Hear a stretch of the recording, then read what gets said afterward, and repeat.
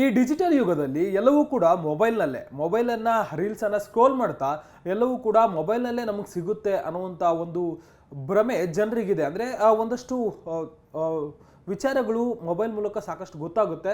ಮೊಬೈಲಿಂದ ಎಷ್ಟು ಒಳಿತಿದೆಯೋ ಅಷ್ಟೇ ಕೆಟ್ಟ ವಿಚಾರಗಳು ಕೂಡ ಆಗಾಗ ನಡೀತಿರುತ್ತೆ. ಅದರಲ್ಲೂ ಕೂಡ ಸೋಷಿಯಲ್ ಮೀಡಿಯಾ ಮೂಲಕ ಒಂದಷ್ಟು ವಿಚಾರಗಳನ್ನು ನಂಬೋದು, ಚಿಕಿತ್ಸೆ ವಿಚಾರವಾಗಿ ಆಗಿರ್ಬೋದು, ಮತ್ತು ಒಂದಷ್ಟು ಪ್ರಾಡಕ್ಟ್ ವಿಚಾರಗಳಾಗಿ ನಂಬಿ ಮೋಸ ಹೋಗುವಂಥ ಪ್ರಕರಣಗಳು ಇತ್ತೀಚೆಗೆ ಜಾಸ್ತಿ ಆಗ್ತಿದೆ.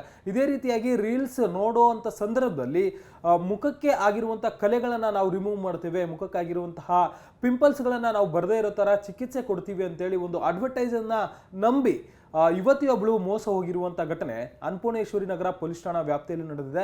ಈ ಒಂದು ವಿಚಾರಕ್ಕೆ ಸಂಬಂಧಪಟ್ಟಂತೆ ನಾನು ಎಕ್ಸ್ಪ್ಲೇನ್ ಮಾಡ್ತಾ ಹೋಗ್ತೀನಿ. ಅದಕ್ಕೂ ಮುಂಚೆ ನಮ್ಮ ನ್ಯೂಸ್18 ಕನ್ನಡದ ಡಿಜಿಟಲ್ ಚಾನಲ್ಗಳಿಗೆ ನೀವು ಸಬ್ಸ್ಕ್ರೈಬ್ ಆಗಿ ಫಾಲೋ ಮಾಡಿ ಮತ್ತು ಶೇರ್ ಮಾಡಿ.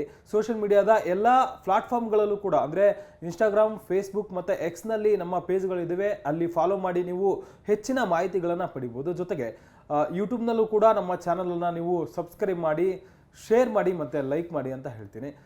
ಇನ್ನು ಇತ್ತೀಚೆಗೆ ಸೋಷಿಯಲ್ ಮೀಡಿಯಾದ ಒಂದು ಇನ್ಫ್ಲುಯೆನ್ಸ್ ಜನರಿಗೆ ಜಾಸ್ತಿ ಇದೆ. ಅದರಲ್ಲೂ ಕೂಡ ಯುವಕರು ಬರೀ ಯಾವಾಗ ನೋಡಿದ್ರು ಕೂಡ ರೀಲ್ಸ್ ನೋಡೋದು, ಸೋಷಿಯಲ್ ಮೀಡಿಯಾನ ಬಳಕೆ ಮಾಡುವಂಥ ಕೆಲಸವನ್ನು ಮಾಡ್ತಾರೆ. ಅದರಲ್ಲೂ ಕೂಡ ಈ ಡಿಜಿಟಲ್ ಯುಗದಲ್ಲಿ ಏನೇ ಆರ್ಡರ್ ಮಾಡಬೇಕಂದ್ರೂ ಕೂಡ ಮೊಬೈಲ್ನಲ್ಲೇ ಮಾಡ್ತಾರೆ. ಅಂದರೆ ಗ್ರಾಸರೀಸ್ ಆಗಿರ್ಬೋದು, ಫುಡ್ಡು ಮತ್ತು ಬೇರೆ ಏನೇ ಇದ್ರೂ ಕೂಡ ಮೊಬೈಲನ್ನು ಜಾಸ್ತಿ ಬಳಕೆ ಮಾಡುವಂಥ ಕೆಲಸವನ್ನು ಮಾಡ್ತಾರೆ. ಆ್ಯಪ್ಗಳಾಗಿರ್ಬೋದು, ಇದರಿಂದ ಜಾಸ್ತಿ ತಮ್ಮ ತಮ್ಮ ವಸ್ತುಗಳನ್ನು ಖರೀದಿ ಮಾಡುವಂಥದ್ದು ಅವೆಲ್ಲ ಮಾಡ್ತಿದ್ದಾರೆ. ಸಾಕಷ್ಟು ಮೋಸವೂ ಕೂಡ ಈ ಒಂದು ಸಂದರ್ಭದಲ್ಲಿ ನಡೀತಿರುತ್ತೆ. ಅದರಲ್ಲೂ ಕೂಡ ಚಿಕಿತ್ಸೆ ವಿಚಾರವಾಗಿ ಬಂದಂಥ ಸಂದರ್ಭದಲ್ಲಿ, ಮೆಡಿಕಲ್ ವಿಚಾರವಾಗಿ ಬಂದಂಥ ಸಂದರ್ಭದಲ್ಲಿ ನೇರವಾಗಿ ಯಾವ ಆಸ್ಪತ್ರೆ ಇರುತ್ತೆ ಅಲ್ಲಿ ಹೋಗಿ ಅಥವಾ ಸಾಕಷ್ಟು ಎಚ್ಚರಿಕೊಂಡು ನೀವು ಚಿಕಿತ್ಸೆಯನ್ನು ಪಡಿಬೇಕಾಗುತ್ತೆ. ಇದೇ ರೀತಿಯಾಗಿ ಸ್ಕ್ರೋಲ್ ಮಾಡುವಂಥ ಸಂದರ್ಭದಲ್ಲಿ, ರೀಲ್ಸ್ ನೋಡುವಂಥ ಸಂದರ್ಭದಲ್ಲಿ ನಿಮ್ಮ ಮುಖಕ್ಕೆ ಪಿಂಪಲ್ಸ್ ಆಗಿದೆಯಾ, ಮಾರ್ಕ್ಸ್ ಇದೆಯಾ, ನಾವು ಅದನ್ನು ಸರಿ ಮಾಡಿಕೊಡ್ತೀವಿ ಅಂತೇಳಿ ಒಂದು ಖಾಸಗಿ ಕ್ಲಿನಿಕ್ನವರು ಅಡ್ವರ್ಟೈಸ್ಮೆಂಟ್ ಮಾಡುವಂಥ ಕೆಲಸವನ್ನು ಮಾಡಿರ್ತಾರೆ.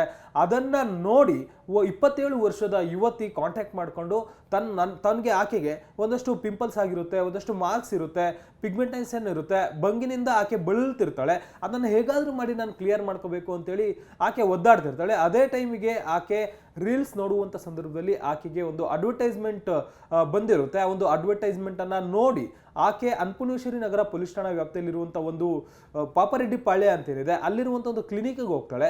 ಕ್ಲಿನಿಕ್ಗೆ ಹೋದಂಥ ಸಂದರ್ಭದಲ್ಲಿ ಅವರು ಕೂಡ ಆಕೆ ಸಮಸ್ಯೆಯನ್ನು ಕೇಳ್ತಾರೆ. ಅಂದರೆ ನನಗೆ ಈ ರೀತಿಯಾಗಿ ಪಿಂಪಲ್ಸ್ ಇದೆ, ನನಗೆ ಈ ರೀತಿಯಾಗಿ ಕಲೆ ಇದೆ, ಇದನ್ನೆಲ್ಲ ನೀವು ರಿಮೂವ್ ಮಾಡಿಸ್ತೀರಾ, ಚಿಕಿತ್ಸೆ ಕೊಡ್ತೀರಾ ಅಂತ ಕೇಳಿದಂಥ ಸಂದರ್ಭದಲ್ಲಿ ಅಡ್ವರ್ಟೈಸ್ಮೆಂಟ್ ಕೊಟ್ಟಿರ್ತಾರೆ, ನಾವು ನೋಡಿರ್ತೀವಿ, ನಾವು ಕೂಡ ಒಂದಷ್ಟು ಚಿಕಿತ್ಸೆಯನ್ನು ಕೊಡ್ತೀವಿ ಅಂತೇಳಿ ಆ ಕ್ಲಿನಿಕ್ನವರು ಆಕೆಗೆ ಒಂದಷ್ಟು ಟ್ರೀಟ್ಮೆಂಟನ್ನು ಕೊಡ್ತಾರೆ. ನಾವು ಫೇಸನ್ನು ಟಚ್ ಮಾಡ್ದೇನೆ, ಅಂದರೆ ಸ್ಕಿನ್ನನ್ನು ಟಚ್ ಮಾಡ್ದೇನೆ ಒಂದಷ್ಟು ನಾವು ಟ್ರೀಟ್ಮೆಂಟನ್ನು ಕೊಡ್ತೇವೆ ಅಂತೇಳಿ ಒಂದಷ್ಟು ಕ್ರೀಮ್ಗಳನ್ನು ಆಕೆಗೆ, ಸೌಂದರ್ಯವರ್ಧಕ ಕ್ರೀಮ್ಗಳನ್ನು ಆಕೆಗೆ ಹಚ್ಚುವಂಥ ಕೆಲಸವನ್ನು ಮಾಡ್ತಾರೆ. ಆಕೆ ಸುಮಾರು 17,000 ರೂಪಾಯಿ ಹಣವನ್ನು ಕೊಟ್ಟು ಅವತ್ತು ಟ್ರೀಟ್ಮೆಂಟನ್ನು ಪಡೆಯುವಂಥ ಕೆಲಸವನ್ನು ಮಾಡಿರ್ತಾಳೆ. ಕಳೆದ ತಿಂಗಳಷ್ಟೇ ಈ ಒಂದು ಟ್ರೀಟ್ಮೆಂಟನ್ನು ಪಡೆಯುವಂಥ ಕೆಲಸವನ್ನು ಆಕೆ ಮಾಡಿರ್ತಾಳೆ.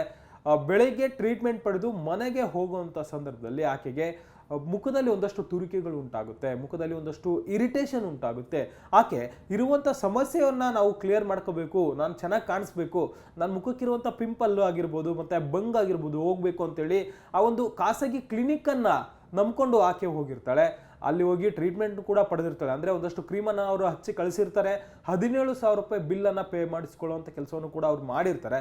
ಆಕೆ ಚೆನ್ನಾಗಿ ಕಾಣಿಸ್ತೆ ಮುಖ ಅಂತೇಳಿ ಅಂದ್ಕೊಂಡು ಬಂದಿರ್ತಾಳೆ. ಅಂದರೆ ಬೇಗ ನನಗೆ ಕ್ಲಿಯರ್ ಆಗಿಬಿಡುತ್ತೆ ಇದೆಲ್ಲವೂ ಕೂಡ, ನನ್ನ ಮುಖಕ್ಕೆ ಇದ್ದಂಥ ಸಮಸ್ಯೆ ಕ್ಲಿಯರ್ ಆಗುತ್ತೆ ಅನ್ನೋಂಥ ಮೈಂಡ್ಸೆಟ್ನಿಂದ ಖುಷಿಯಾಗಿ ಮನೆಗೆ ಹೋಗ್ತಾಳೆ.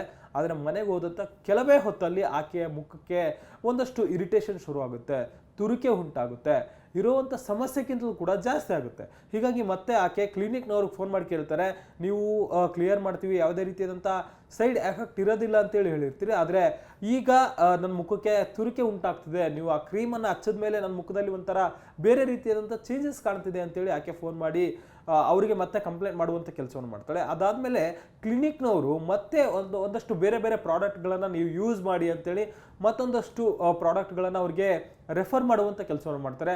ಅದನ್ನು ಕೂಡ ಆ ಯುವತಿ ಮುಖಕ್ಕೆ ಹಚ್ತಾಳೆ. ಅದಾದಮೇಲೆ ಆದರೂ ಕಮ್ಮಿ ಆಗಬೇಕಲ್ಲ, ಆದರೆ ಕಮ್ಮಿ ಆಗೋದಿಲ್ಲ. ಮತ್ತೆ ಮುಖಕ್ಕೆ ತುರಿಕೆ ಆಗಿರ್ಬೋದು ಮತ್ತು ಇರಿಟೇಷನ್ ಜಾಸ್ತಿ ಆಗುತ್ತೆ.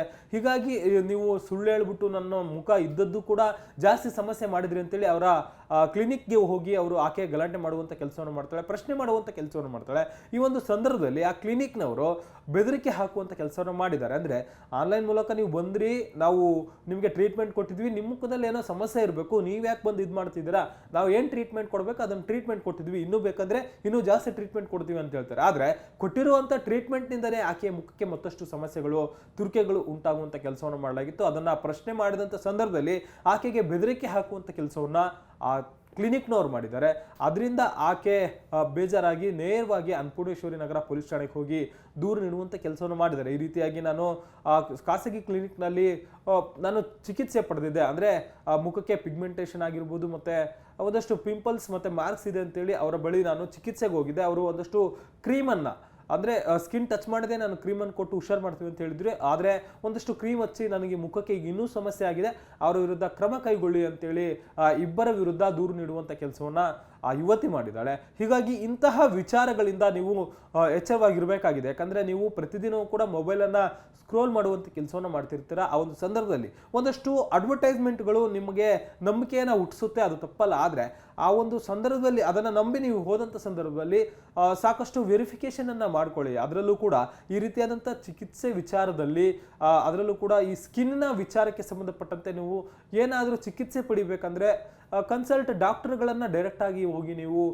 ಮೀಟ್ ಆಗಿ ಅವರಿಂದ ನೀವು ಚಿಕಿತ್ಸೆ ಪಡಿಬೇಕಾಗುತ್ತೆ. ಯಾಕಂದರೆ ಹೆಚ್ಚು ಕಮ್ಮಿ ಆದರೆ ನಿಮ್ಮ ಇಡೀ ಸ್ಕಿನ್ಗೇನೆ ಬೇರೆ ರೀತಿಯಾದಂಥ ಒಂದಷ್ಟು ರೋಗಗಳು ಬರುವಂಥ ಸಾಧ್ಯತೆ ಇರುತ್ತೆ, ಅಥವಾ ಬೇರೆ ಬೇರೆ ರೀತಿಯಾದಂಥ ಸಮಸ್ಯೆಗಳನ್ನು ನೀವು ಹೆದರಿಸಬೇಕಾಗುತ್ತೆ. ಇಲ್ಲಿ ಯುವತಿ ಕೂಡ ಮಾಡಿದ್ದು ಅದೇ ತಪ್ಪು.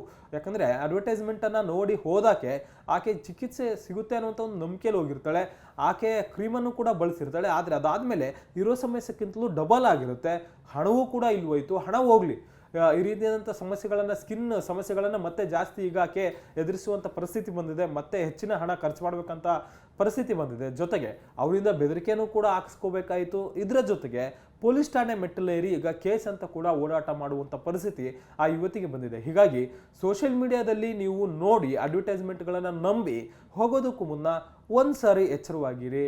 ಲೋಕಲ್ ಪೊಲೀಸರನ್ನು ಒಂದ್ಸತಿ ಕನ್ಸಲ್ಟ್ ಮಾಡಿ, ಅದರಲ್ಲೂ ಕೂಡ ಪರಿಚಯಸ್ಥರ ಮೂಲಕವೇ ನೀವು ಈ ರೀತಿಯಾದಂಥ ಸಮಸ್ಯೆಗಳನ್ನು ಬಗೆಹರಿಸಿಕೊಳ್ಳೋದು ಒಳ್ಳೆಯದು. ಕ್ಯಾಮರಾ ಪರ್ಸನ್ ಯೋಗೇಶ್ವರ್ ಜೊತೆ ಮಾದೇಶ್, ನ್ಯೂಸ್ 18 ಕನ್ನಡ, ಬೆಂಗಳೂರು. ನಿರ್ಭೀತ, ನಿಷ್ಪಕ್ಷಪಾತ, ವಿಶ್ವಾಸಾರ್ಹ ಸುದ್ದಿಗಳಿಗೆ ಮತ್ತೊಂದು ಹೆಸರಾಗಿರುವ ನ್ಯೂಸ್ 18 ಕನ್ನಡ ಈಗ ಆಪ್ನಲ್ಲೂ ಲಭ್ಯವಿದೆ. ದಯವಿಟ್ಟು ಇಲ್ಲಿರುವ QR ಕೋಡ್ ಅನ್ನು ಸ್ಕ್ಯಾನ್ ಮಾಡಿಕೊಂಡು ಆಪ್ ಡೌನ್ಲೋಡ್ ಮಾಡೋದಕ್ಕೆ ಮರಿಬೇಡಿ. ನಿಮ್ಮ ಬೆಂಬಲ ಹೀಗೆ ಸದಾ ನಮ್ಮೊಂದಿಗಿರಲಿ. ಧನ್ಯವಾದ.